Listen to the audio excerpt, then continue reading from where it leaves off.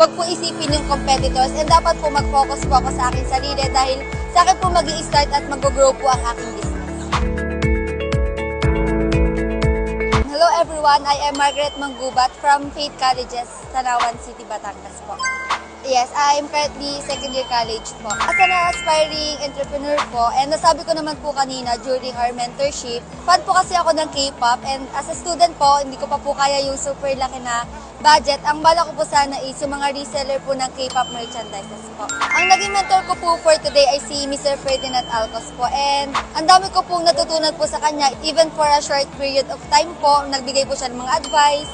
Tinanong niya po kung ano po yung mga balak mo namin itayong business and yung mga dapat po namin i-consider na factors. And ang pinaka-memorable po na natutunan ko po kay Mr. Ferdinand Alcos ay wag po isipin yung competitors and dapat po mag-focus po ako sa aking sarili dahil sa akin po mag-i-start at mag-grow po ang aking business.